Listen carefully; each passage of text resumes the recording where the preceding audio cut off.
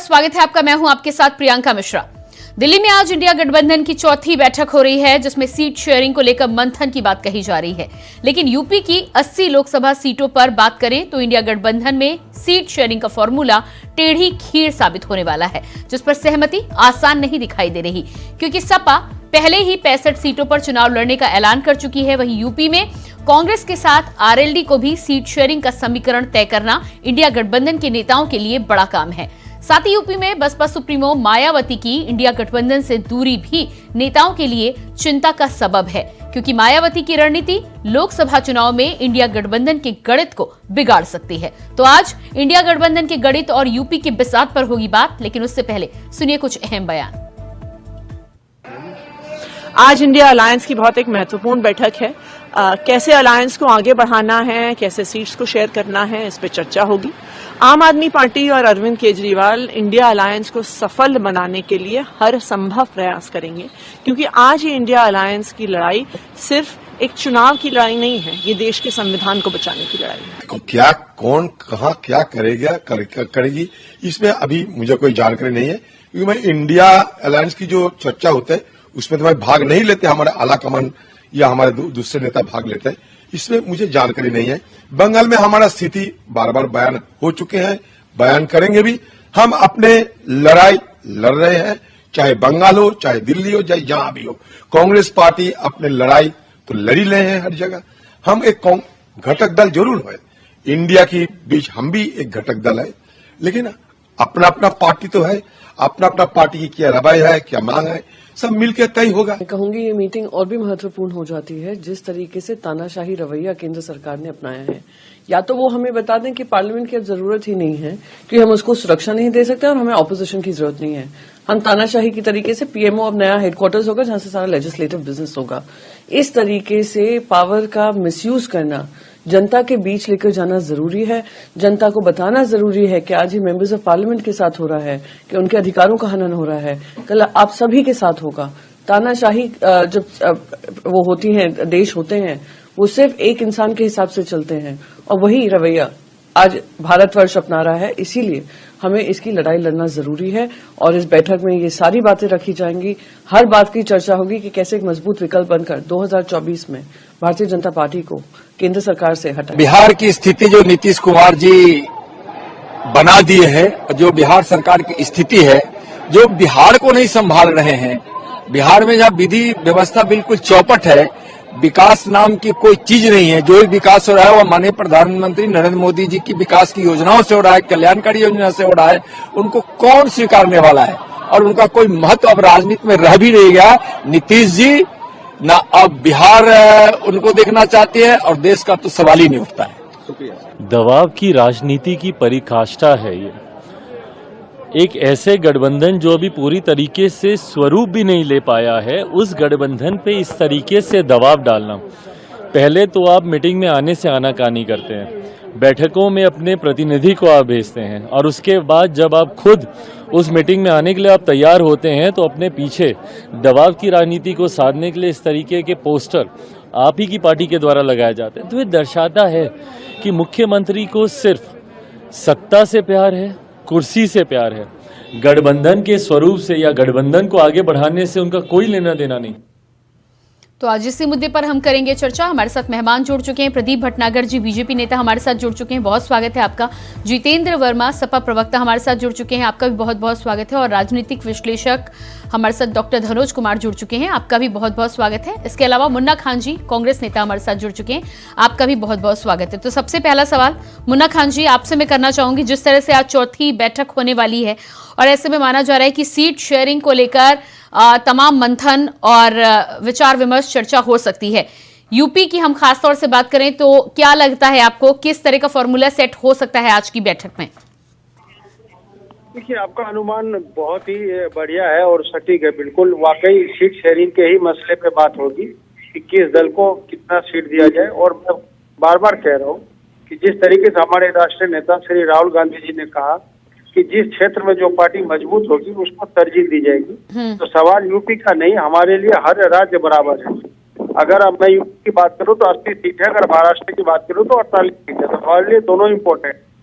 तो मेरा ये कहना है कि आप किसी भी तरह से जो हमारे वहाँ के इंडिया गठबंधन के सदस्य हैं, जो समाजवादी पार्टी के राष्ट्रीय अध्यक्ष श्री अखिलेश यादव जी, उनको विश्वास में लेते हुए का मसले को सुलझाया जाएगा। साथ में आदेश है और श्री मायावती जी की भी संभावना अब ज्यादा बढ़ रही है, क्योंकि अनुमान यह कहा जा रहा है कि आचार संहिता लगते ही मायावती जी इंडिया गठबंधन में शामिल हो जाएगी। और जो अपने बार बार भारतीय जनता पार्टी उत्तर प्रदेश की देख रही है या केंद्र में सरकार बनाने की देख रही है, तो मैं आपको ऑन रिकॉर्ड कहना चाहता हूँ कि वो हो गए। अब वो लग जो मोदी और शाह के बातों पे, मोदी और शाह के चेहरों पे और हिंदू विचारधारा पे, राम मंदिर के राग पे वोट मिला करते, तो वो नहीं मिलेंगे। तो युवा आप हो चुके हैं, आपने देखा छोटी सी घटना संसद भवन में हुई, वो गलत था, लेकिन संदेश उसका साफ था कि हम रोजगार से दुखी है, बेरोजगारी तरफ पे है। आप हमें रोजगार तो कोई लड़का इंजीनियर करके बैठा है, कोई पीएचडी करके बैठा है, कोई एमबीए करके बैठा है और घर में शिक्षित युवा बेरोजगार होकर के घर वाले के ऊपर एक सर पे बोझ बना बैठा है। ठीक है जितेंद्र जी, को वादे थे आज वो धरातल पे नहीं दिख रहे, चाहे वो महंगाई की बात हो, रोजगार की बात हो, बेरोजगारी भत्ते की बात हो या हवाई चप्पल पहनने वालों को हवाई जहाज पे बिठाने की बात हो, तो सारे वादे धरातल पे नहीं दिख रहे। वो जो किस तरीके से शाह और शहनशाह ने 2014-2013 में सपने बेचे थे। ठीक है जितेंद्र जी, आती हूँ मुन्ना खान जी आपके पास, मैं वापस आती हूँ। जितेंद्र जी, जिस तरह से मुन्ना खान जी कह रहे हैं कि राहुल गांधी ने भी कहा है कि तरजीह दी जाएगी हर राज्य में जो भी स्थानीय पार्टी है, ऐसे में आपकी यदि बात की जाए तो कांग्रेस तो लगातार कह रही है कि वो तमाम त्याग देने को तैयार है और जितनी सीटें होगी उस पर बातचीत होगी, लेकिन आपकी तरफ से क्या रुख है? 65 है या इस पर आप भी त्याग देने को तैयार हैं? देखिए, समाजवादी पार्टी पहले से ही सेक्रीफाइस करती आई है और समाजवादी पार्टी 2022 के चुनाव में भी गठबंधन करके ही चुनाव लड़ी थी। छोटे दलों को हम लोगों ने सम्मान दिया था और जो जितना मजबूत दल था उसको उसके हिसाब से हम लोगों ने हिस्सेदारी उन दलों को दी थी। तो समाजवादी पार्टी हमेशा गठबंधन धर्म निभाने में आगे रही है, बढ़ चढ़कर हम लोग सभी का साथ लेते रहे हैं। सोशलिस्ट विचारों के जितनी भी दल हैं, कांग्रेस बड़ी पार्टी है, कांग्रेस देश की राष्ट्रीय पार्टी है और भी बड़े बड़े दल इस इंडिया गठबंधन में हैं। लगातार कई दौर की बातचीत, कई दौर की बैठकें हो चुकी हैं, पूरे देश की जनता ने देखा है। तो इसमें दूसरे जो विरोधी दल हैं उनको उल्टे सीधे कयास लगाने की कोई आवश्यकता नहीं है। तमाम उल्टी सीधी खबरें वो लोग प्रचारित और प्रसारित करते रहते हैं, उसका कोई मायने और मतलब नहीं होता है। राष्ट्रीय नेता जो इसमें अधिकृत हैं तय करने के लिए गठबंधन को, वो सभी लोग सहमत हैं। माननीय राष्ट्रीय अध्यक्ष अखिलेश यादव जी भी आज इंडिया गठबंधन की बैठक में सम्मिलित हुए हैं। पूरे देश के विपक्षी पार्टी के सोशलिस्ट विचारों के जितने भी गठबंधन के साथी हैं सभी लोग आए हैं और कुछ साथी नए भी आने की उम्मीद आगे है। अभी सीट का फार्मूला की बात आई। नए साथी आप किसकी तरफ इशारा कर रहे हैं? मुन्ना खान जी ने जिस तरह से बोला कि बसपा सुप्रीमो मायावती भी आ सकती है, क्या आप उसी तरफ इशारा कर रहे हैं? देखिए, किसी भी रणनीति को होने से पहले नहीं खोला जा सकता। भारतीय जनता पार्टी अपनी कोई रणनीति किसी को बताती नहीं है ना, तो विपक्ष के लोग या इंडिया गठबंधन के लोग क्यों अपनी रणनीति इनको बता देंगे? अच्छा। या मीडिया का स्थान बताने के लिए तब है जब हमारी सारी चीजें उनसे सुलझ जाएंगी, सारी चीजें बैठ के बातचीत हो जाएगी। समान विचारधारा की जितनी पार्टीज हैं, कोई भी दल हो, हम क्यों कहें कि हम इस दल को नहीं लेंगे या ये दल नहीं आ सकता है। हम ये भी नहीं कह सकते कि ये दल आ सकता है। हमारी बातचीत चल रही है, राष्ट्रीय नेतृत्व लगातार संपर्क में है और राष्ट्रीय नेतृत्व के लिए तमाम पार्टियां अन्य संपर्क में हैं। बैठ के बातचीत होकर फाइनली हो जाएगा। इंडिया गठबंधन में लेकिन हाँ नहीं, अभी आप लेने की बात कर रहे हैं और तमाम चर्चा की बात कर रहे हैं, लेकिन एक समय था जब, एक समय क्या अभी भी आप लगातार उनको बसपा को बीजेपी की बी टीम कहते थे। तो एक तरफ आप उन्हें बी टीम कहते हैं, दूसरी तरफ इंडिया गठबंधन में लेने की आप बात कर रहे हैं। देखिए, राजनीतिक शब्द अलग होते हैं अब, और क्या नाम विचारधारा जब एक साथ बैठ के लोग बातचीत करते हैं तो उसका हल निकलता है। आज भारतीय जनता पार्टी को पूरे देश में सत्ता से हटाने के लिए और देश की जनता को महंगाई बेरोजगारी से निजात दिलाने के लिए, देश के नौजवानों को रोजगार देने के लिए और देश की आन बान की सुरक्षा के लिए हर तरीके से इंडिया गठबंधन का आना इस देश में आवश्यक है। ठीक है, प्रदीप इंडिया जी। गठबंधन की सरकार बने, इसके लिए हम सभी लोग बिल्कुल अच्छे मन से, साफ मन से, बिल्कुल एकजुट सभी हैं। प्रदीप सोशलिस्ट जी, विचार के लोगों को लेकर चलेंगे। प्रदीप जी, तमाम गठबंधन जो हैं, जिस तरह से 28 दलों को तो बैठक बुलाई गई है, लेकिन जिस तरह से मुन्ना खान जी और जितेंद्र जी भी इशारा कर रहे हैं, मायावती के आने की तरफ इशारा है, हालांकि रणनीति साफ नहीं करना चाहते। देखिए, मायावती जी की अगर तुलना कांग्रेस से करी जाए तो समझता हूँ कि मायावती जी कांग्रेस से कहीं ऊपर हैं। उनकी विचारधाराएं भी, उनकी सोच। आज मायावती जी ने अपनी राजनीति जो चेंज करी है ना, आज देश हित में, राष्ट्र हित में, इंसानियत में, भारतवर्ष में, प्रगति में और अछूत की राजनीति को परे हट के जो चेंजेस मायावती जी ने करी है, इनसे बड़े परे हैं। और सोच भी है, अपनी राजनीतिक चेंज नहीं कर सकते, क्योंकि मायावती जी इनके साथ मुझे लगता है ये नहीं जाएंगी, क्योंकि उन्होंने बुआ और भतीजा भी देखा सब बना के क्या मिला उनको, और कांग्रेस साथ भी जाके देखा क्या मिला। और मायावती जी आज जो राजनीतिक सिस्टम है वो बड़ा डिफरेंट हो चुका है, तो बहुत साइलेंट काम करते हैं जो करना होता है। मैं भी समझ रहा था, सुन भी रहा था, मुन्ना खान जी बहुत ज्यादा, जरूरत से ज्यादा चीजों को बोल रहे थे और उनको बोल रहे थे जो कि बोलने का विषय भी नहीं। नहीं, कहीं ऐसा तो नहीं कि मायावती यदि इंडिया गठबंधन में चली जाती हैं तो आपके लिए मामला पेचीदा हो जाएगा? नहीं, देखिए, पेचीदा वाली बात तो ये है, ये सारे एक हो जाए तो हमें कोई परेशानी नहीं है। जितने दल है और मिला ले। मैं तो कह रहा हूँ ये ओसामा बिन लादेन के परिवार को भी मिला ले, पाकिस्तान को भी मिला ले, हमें कोई दिक्कत नहीं है। ये हम तो भाजपा वाले हैं और लड़ेंगे इनसे, बापू भी लड़ रहे हैं, इतने लंबे वर्ष से हम भी लड़ेंगे। सत्ता से तो दिक्कत नहीं है, आनी जानी लगी रहती है, मगर जो इनका राजनीतिक और सोच बड़ी डिफरेंट है राजनीतिक में, वो बड़ी मायने रखते हैं कि ये क्या सोचते हैं देश के लिए। अगर देख के सोचो की बात करते, देख के कलक की बात, अपने जवानों के साथ काम नहीं किया, भाजपा ने बॉर्डर पे काम नहीं करा, भाजपा ने विकास नहीं करा, या गरीबों के बारे में नहीं सोचा, या देश की तरक्की के बारे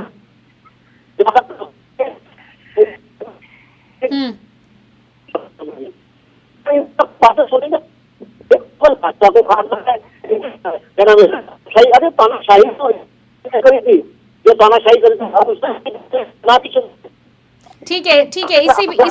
इसी बीच तमाम अलग अलग जिस तरह से विचारधाराएं यहाँ पर निकल कर सामने आ रही हैं, इंडिया गठबंधन की बैठक से पहले इंडिया गठबंधन में किचकिच की भी खबरें बीच बीच में आती रहती हैं। यहाँ पर शिवसेना, जेडीयू, तमाम और लेफ्ट सभी का अलग अलग बयान सामने आ रहा है। कोई कह रहा है कि मोदी जैसा चेहरा नहीं, कांग्रेस का कहना है, लेफ्ट का कहना है कि गठबंधन को लेकर यहाँ पर बंटवारा तय नहीं हो रहा है, कांग्रेस ने कम्युनल राह अपनाई है। मुन्ना खान जी, इस पर क्या कहना है? सभी दलों की अपनी अलग अलग राय यहाँ देखने को मिल रही है। गठबंधन सीट बंटवारा नहीं, टीएमसी का कहना है।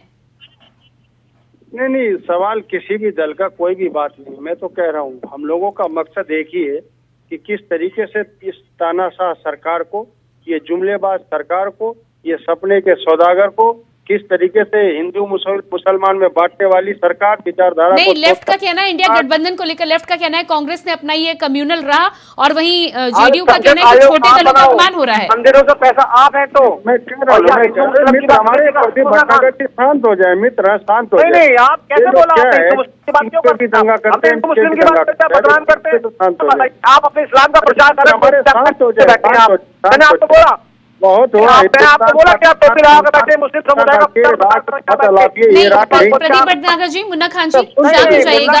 इंडिया गठबंधन पर हम बहस करें, उसी पर रखेंगे अभी, ठीक है? नहीं, धर्म की बहस करने के लिए डिबेट नहीं रखी गई है यहाँ पर। इंडिया गठबंधन पर बात कर रहे हैं, यूपी की राजनीति पर बात कर रहे हैं। प्रदीप जी, शांत हो जाइए, आप भी अनुरोध करूंगी मैं आपसे, शांत हो जाइए आप। मुन्ना खान जी, बाहर निकाले, कांग्रेस के नेता विपक्ष को बाहर निकाल दिया। इन्होंने पूरा शमशान, कब्रिस्तान, पाकिस्तान की बात इन्होंने उठाई, हमने कुछ नहीं कहा। मैं तो ये कह रहा हूँ जितने भी छोटे दल हैं या बड़े दल हैं, सभी के सहमति से सीट शेयरिंग का मसला हल होगा, क्योंकि हमारे सर पे चुनाव है और हमें तैयारी करनी। आपको मैं बता दूं, इंटरनल सर्वे की एक रिपोर्ट है भारतीय जनता पार्टी, 55 दिनों की मोहलत है, 55 दिनों का टारगेट दिया गया है हमारे जगत प्रकाश नड्डा, मतलब जेपी नड्डा के द्वारा जो भी उनके कार्य करता है, जिसका मतलब सरकार की मंशा साफ है कि चुनाव 2 महीने के भीतर ही करा लिए जाएंगे। क्यों? क्योंकि इन्हें दिख रहा है कि इन राज्यों में हमारी जीत हुई है और जनता का रुझान हमारे तरफ है। वो ये गलत फहमी में घूम रहे हैं कि 4 करोड़ 90 लाख वोट कांग्रेस को पड़े और 4 करोड़ 80 लाख वोट ही भारतीय जनता पार्टी को पड़े। अगर इन वोट का मसला मैं लोकसभा में करूँ तो 20 सीटों पर राहुल गांधी जिताएंगे, रामलला के कदम पे जाएंगे, प्रियंका गांधी जाएंगी। इस तरीके हिंदू मुसलमान की बात है तो हिंदू मुसलमान की दूरी दूर करना चाहते राहुल गांधी। इन्हें शांत करवाए। तो देख जाएंगे, राहुल गांधी के नाम से इनकी दुकान चलती है, कांग्रेस के नाम से अभी जाएंगे करवाए।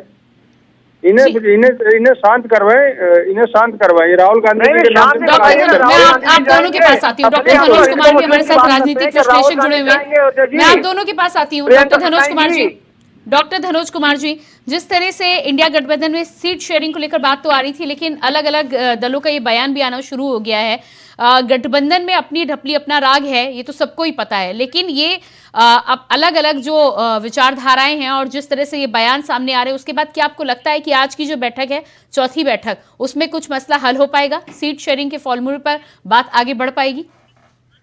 धन्यवाद। 2 लाइन से शुरुआत करता हूँ प्रियंका जी। गिराने वाले खुद ही गिर जाता है, गिराने वाले खुद ही गिर जाता है। विपक्षी गठबंधन में चेहरा कहाँ नजर आता है? सवाल ये नहीं कि विपक्ष के लोग बैठ रहे हैं, मिल रहे हैं, जुड़ रहे हैं, ये एकता कहाँ है? इनमें एकता कहाँ? न तो इनके विचारों में एकता है, ना तो इनके नेताओं पर एकता है, ना तो इनके पार्टी के विचारधारों पर एकता है, ना सीट शेयरिंग पर एकता है। और दूसरी बात, दलित की बात ये लोग कैसे करता है, जब दलित का एकमात्र नेता पूरे भारत में सबको पता है बहन कुमारी मायावती जी, उनको अलग छोड़कर ये चल रहा है। दलितों की वोट की बात कर रहे मुन्ना खान, जितेंद्र शर्मा जी, अभी बहुत प्यारे प्यारे प्रवचन दे रहे थे ये लोग। अरे ये लोग जाए पहले मायावती जी को मनाए, उनको अपना नेता माने। जब उनको नेता मानेगा, नहीं, लेकिन इस पर तो जितेंद्र जी का कहना है कि अपनी रणनीति के पत्ते अभी नहीं खोलेंगे। मैं पत्ते रहेंगे तभी तो खुलेंगे। इनके हाथ के पत्ते उड़ चुके हैं, तोते उड़ चुके हैं, इनको मानना पड़ेगा। बहन कुमारी मायावती जी को प्रधानमंत्री चेहरा मानेंगे? ये करते हैं नीतीश कुमार जी, भीम संसद और सारे कर्मचारियों को बुला लेते हैं, एक भी दलित इनके साथ नहीं है। ये झूठे लोग, ये मक्कार लोग जो जातियों को भी राजनीति में बेचने वाले अपने कर्मचारियों को इकट्ठा कर लेता है और बोलता है ये दलित, भीम दलित है। अरे एक ही नेता है पूरे भारत में और उनको छोड़ के ये लोग चल रहे हैं। राहुल गांधी, अखिलेश यादव, नीतीश कुमार, ममता बनर्जी, ये सब जाए पहले दरवाजा खटखटाए बहन कुमारी मायावती का। अगर वो तैयार हो उनको प्रधानमंत्री चेहरा माने, तब बात करें मोदी जी को हराने की। ये लोग हारे हुए लोग हैं, ये लोग जितेंद्र जी जवाब दीजिएगा। बिल्कुल हारे हुए लोग हैं ये लोग, इनका कोई जनाधार नहीं है, जवाब दीजिएगा। कोई विचारधारा नहीं है, ना तो इनके साथ कोई वोट बैंक है। देखिए, ये इंडिया गठबंधन तय कर लेगा कि किसको चेहरा बनाना है। और ऐसा भी देश में लगभग 6-7 बार ऐसा भी देश में हुआ है जब प्रधानमंत्री बाद में बना है और चुनाव के बाद सीटें आने के बाद बना है। नहीं, लेकिन आपके गठबंधन में तो नीतीश कुमार के पोस्टर आज ही दिल्ली में चस्पाए जा रहे हैं, तो एक तरफ तो वो नाम अपना आगे कर रहे हैं। तो क्या आपको लगता है कि राहुल गांधी, नीतीश कुमार, ममता बनर्जी, अरविंद केजरीवाल, नीतीश कुमार जी ने कभी अपना नाम आगे नहीं किया। आज ही पोस्टर राजधानी दिल्ली में निकलकर सामने आए हैं, एक निश्चय चाहिए और दूसरा नीतीश।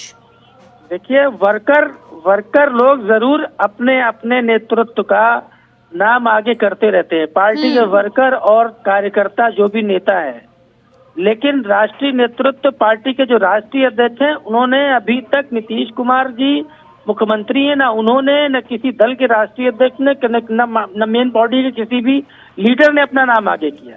इंडिया गठबंधन एक विचारधारा है, एक सोशलिस्ट विचारधारा है।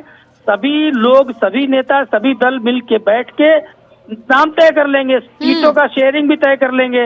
लेकिन अब कुछ लोग आते हैं भाई, उल्टी सीधी भाषा का प्रयोग करने लगते हैं। इनका कहना है कि किसी नेता ने अपने आप नहीं कहा है, तो फिर ये पोस्टर जो चस्पाए गए हैं, रुपया डाल दिया है, किसके इशारे पर चस्पाए गए हैं? लोगों को गाली गलौज करने के लिए।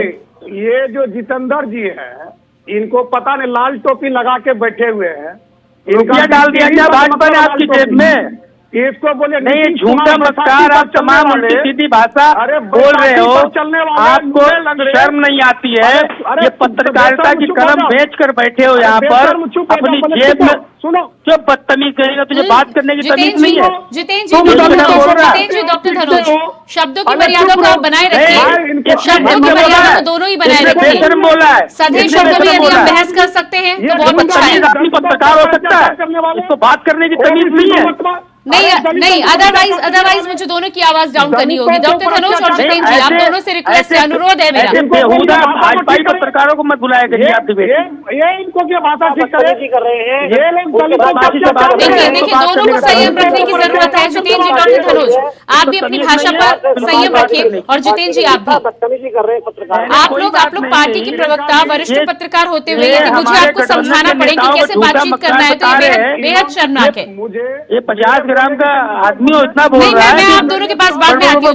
बोल रहा है। जितेंद्र जी, अब कोई टिप्पणी नहीं, माफ कीजिएगा, अब कोई टिप्पणी नहीं, अब कोई टिप्पणी नहीं। हाँ, मैं तो आपको चुप बाद में बैठे। मौका दूंगी, बाद में मौका दूंगी। प्रदीप जी, जिस तरह से लगातार यहाँ पर प्रधानमंत्री पद के चेहरे की बात हो रही है, एक तरफ तो कहा जा रहा है कि रणनीति नहीं बताएंगे, दूसरी तरफ प्रधानमंत्री पद के लिए जिस तरह से आज पोस्टर छपवाए गए हैं, क्या लगता है आपको कि जो तमाम समर्थक होते हैं वो बिना किसी के इशारे पर पोस्टर चिपका सकते हैं क्या? आपकी पार्टी में होता है क्या ऐसा? नहीं ऐसे नहीं सर। समर्थक अगर पोस्टर लगा रहे हैं तो उनकी भावनाएं हैं, और वो अपनी भावनाएं अपना पोस्टर के प्रति चिपका के अपना वो बता रहे हैं कि देखिए हम लोग ये चाहते हैं। कहावत बताता हूँ छोटी से, हमारे गांव में कहा जाता है कि तू भी रानी मैं भी रानी, और ये भी रानी वो भी रानी, कौन भरेगा घर का पानी?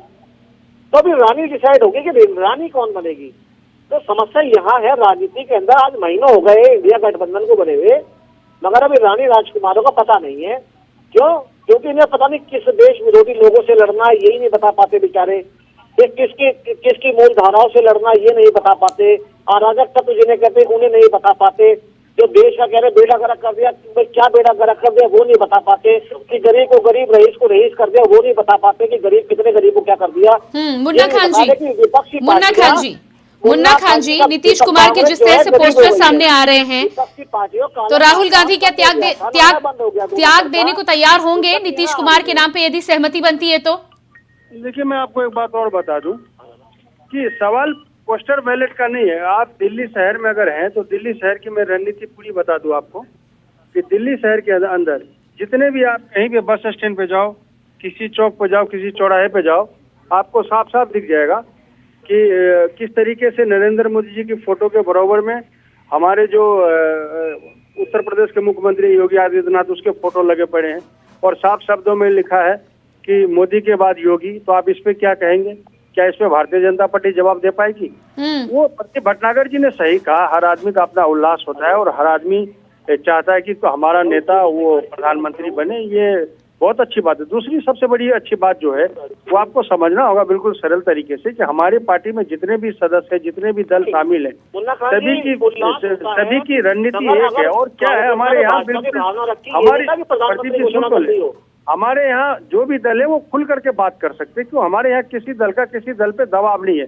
जिस तरीके से आज शाह और शहनशाह ने सभी दल को दबा रखा है, पूरे देशवासियों को दबा रखा है, पूरी संस्थाओं पे कब्जा कर रखा है, ये हमारा इंडिया गठबंधन उसमें नहीं है। यहाँ खुल करके लोग बात कर सकते हैं, और यही वजह है कि हम सब दल इकट्ठा हुए। और इसकी मेन वजह यही है कि आज एनडीए को अपने पुराने सहयोगी याद आ रहे हैं। 10 साल तक उन्होंने कोई सूद नहीं ली, कोई सोच विचार नहीं की, आज उन्हें याद आ रहा है कि उनका सहयोगी कौन है। दूसरी बात बता दूं, भारतीय जनता पार्टी एक दीमक की तरह है। जो भी उसके साथ हुआ है उसे वो नष्ट करने का काम किया, चाहे शिवसेना हो, चाहे जदयू हो, चाहे आप पंजाब की पार्टी ले लो, चाहे आरएलडी ले लो, चाहे लोजपा ले लो। लोजपा के तो घर में आग लगा दी इन्होंने, उसके घर भी 2 टुकड़े कर दिए। शिवसेना ले लिए, एनसीपी ले लिए, तो भी इनका सहयोगी रहा है। उनका आप आज देख लीजिए क्या हाल है। इसलिए लोग इन दिमकों से नहीं सटना चाह रहा है कि हमें अपनी दीवार नहीं गिरवा। जी प्रदीप जी, जवाब दीजिएगा। अगर ये दिमाग अपने किसी दीवार में लगे तो उस दीवार को ही गिरवा देते हैं। इनका काम ही है फूट करो, राज करो। आपने 170 साल देश को खाया, जदयू को तोड़ा, आपने लोजपा जो है को तोड़ा, 65 साल शिरोमणि देश को जो अकाली खाया, को तोड़ा। ये आपने तोड़ने कोई वाले लोग नहीं होने दी। आईजीएल ओएनजीसी को दबा के तोड़ने वाले लोग हैं, जोड़ने वाली बात आपने नहीं कर सकते। देश को खाया, किसी के घर में आग लगाना हो तो शाह और शहनशाह के कानों तक बात पहुंचाई जाए, उसके घर में ऑटोमेटिक आग लग जाएगी। किसी दल को तोड़वाना हो, किसी की फैक्ट्री रानी को देनी हो, ये शाह और शहनशाह के कानों में बात ली जाएगी और सोशल मीडिया पे बड़ी अच्छी वीडियो चल रही है। उनके दलों में आग लग जाएगा, उनके दल के सारे विधायक टूट जाएंगे। ये इनके पास प्रदीप जी जवाब दीजिएगा। ठीक है, सीबीआई का है, सारे फार्मूला इनके पास। देखिए ऐसा है इन्होंने महाराष्ट्र जाके सरकार बनाई तो इन्हें वहां से भागना पड़ा। क्यों भागना पड़ा? क्योंकि वहां इन्होंने केवल हिंदू मुस्लिम दंगे कराने। आप जवाब दीजिए जो किस तरीके से आप दीमक की तरह किसी दल को चाट जाते हैं, इन सवालों का आप जवाब दीजिए। कांग्रेस पार्टी ने कहा सरकार बने, इन सवालों का जवाब नहीं है। सवाल ये है कि जो आपके सहयोगी थे आज उनका क्या हाल है, इसलिए आज कोई भी सहयोगी आपके साथ नहीं जुड़ रहा, और ऐसे सहयोगी जोड़े जिनका कोई अस्तित्व है ही नहीं, जिनका एक भी विधायक नहीं, जिनका एक भी एमपी नहीं, जिसके 2 लाख वोट नहीं, ऐसे लोग आपके साथ जुड़े। ये लोग तो इनसे भला एनडीए का नहीं होने वाला। और 2024 के सपने देखना, मुंगेरी लाल के हसीन सपने देखने, इनको ये बंद करें और ये झोला उठाने की तैयारी करें। तो इनका अंतकाल आ चुका, इसलिए इनकी भाषाएं, इनके बोल बिगड़े। बताएंगे नहीं, आप मित्र हमारे आपकी भाषाएं ठीक से बोल इसलिए क्योंकि आपका अंतिम समय आ चुका है। जो एक अब आपका राम राम होना लिखा है, दिल्ली आई है, क्या वो 2024 में भारतीय जनता पार्टी का राम राम होना लिखा है और ये 100% लिखा हुआ है।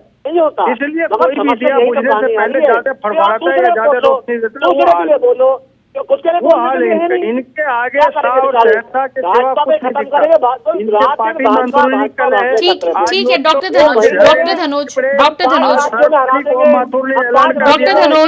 जिस तरह से इंडिया गठबंधन की आज चौथी बैठक हो रही है, लेकिन इधर मुन्ना खान जी एनडीए पर सवाल उठा रहे हैं। क्या लग रहा है आपको कि एनडीए पर सवाल उठाए जा रहे हैं, लेकिन कम से कम एनडीए तमाम जगहों पर जीत कर तो आ रही है?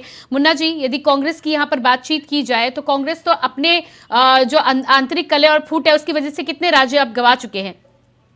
देखिए, कोई आंतरिक कलह कांग्रेस पार्टी, ये जो कांग्रेस भारतीय जनता पार्टी की बात करे तो कई ऐसे कलह सामने, चाहे वसुंधरा राजे सिंधिया हो या गुलाब सिंह कटारिया हो, चाहे वहाँ पे अमित शाह हो या शिवराज सिंह चौहान हो। ठीक है डॉक्टर धनोज, मुन्ना खान जी समय की कमी है मेरे पास, डॉक्टर धनोज 10 सेकंड में दूंगी आपको। 10 सेकंड में मैं इतना ही कहना चाहूंगा, कांग्रेस की एक चाल को समझना पड़ेगा। बैठक से पहले नेशनल अलायंस कमेटी बना दिया और अपने तमाम वफादारों को उसमें डाल दिया।